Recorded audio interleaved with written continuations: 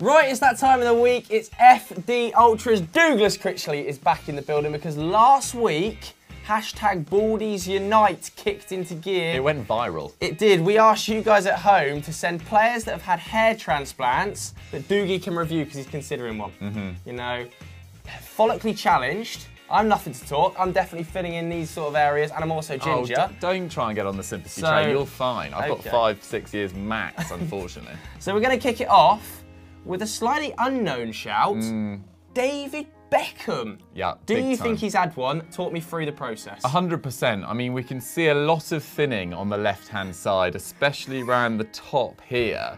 It's obviously in the pool, so that does, as a man that's experienced this, it does thin out your hair a lot in the pool. I hate it in the pool at times.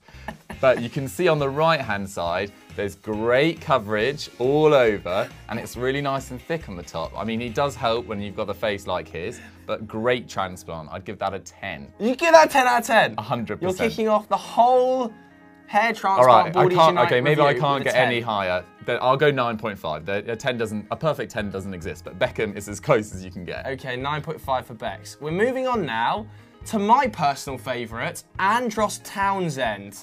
Now talk me through Andros's, because he was fully going. Yeah, I mean, we can see on the far right-hand side, Andros around 2012, probably his England peak, but not his hair peak. Oh my goodness, those peaks are going back and back and back. And then he went for the shaven head look while they threaded through the hair transplant.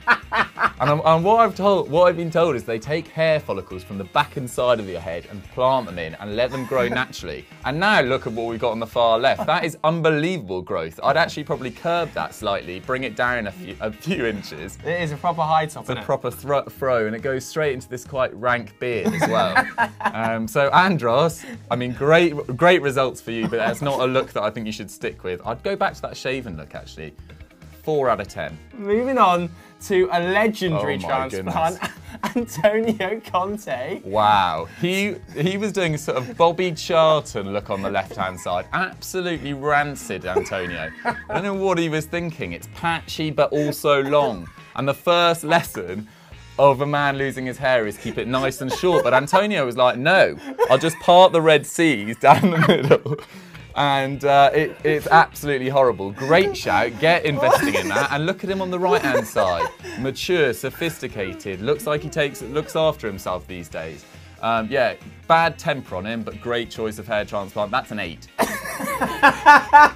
Oh my God, this could be the best thing we've ever done on Football Daily, man. Oh my God. Moving on. To David Silva. Question marks again. Is this a Ryan Giggs sweepage look? No. Or is it in fact a fill-in job? No, I think this is a fill-in job. Disappointed with this one, because David Silva, I thought, had a lovely mop of hair. Yes, he was losing it slightly at the sides, but stay with it, David. See what you can finish off with. But instead, he went completely all off, got the hair transplant, and he played some of the best football of his career as a slaphead. Since the hair has come through, I think his form has dropped off. And it can only be, that hair's just getting in the way these days. And also, it made him look really distinctive on the pitch, and he was rocking it. I don't know what he was doing there. I think this is a hair transplant gone wrong. He either should have left it or stayed bald. There's no middle line, David, and yeah, you've betrayed us baldies. So go get really. As if you I've got Good David Silva to get a Right, we're coming towards the end now. What are your thoughts on this one? Right, so this is, I think, one of the best transplants I've seen. He, like Conte, it was all off down the middle, but he kept it nice and short. But Slaven, I think that was about 2006, 2010 World Cup. Not a good look for any man. Either get that all rid Slaven or get the hair transplant. And his, I seem to remember, it came through patchy. Very patchy. The growth was not consistent. It took at least 6 to 8 months to adapt, but now look at him on the right. That is a man that you would happily take, to meet your grandma. What is he thinking on TV with that lid? It was not good. It was not good. I think that was mid-transplant. But actually, like David Silva, his managerial ability has gone downhill since he's had a full head of hair.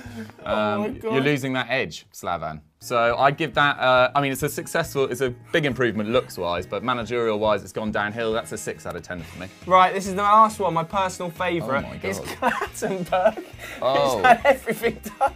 Oh my goodness, he's had so much work. He was rocking the Pope look beforehand. Pope Francis of Assisi sort of vibes. And then it was thinning at the sides as well. Clattenburg, I don't blame you for going for this. You've certainly got the cash from Saudi Arabia these days as well. So he just... But then look at that photo, top right, that would put me off for life. Look at that blood-stained splatter all across his head, rank. But no, it's worked well for him. Go out to Saudi Arabia, earn your big bucks. Sweaty with that amount of hair now, though. But yeah, good move for him. Looks painful. For the goriness, I'm dropping it down 2 marks. That's a 4 out of 10. Oh, this is the best segment we've ever done on Football Daily. I don't care what anyone says.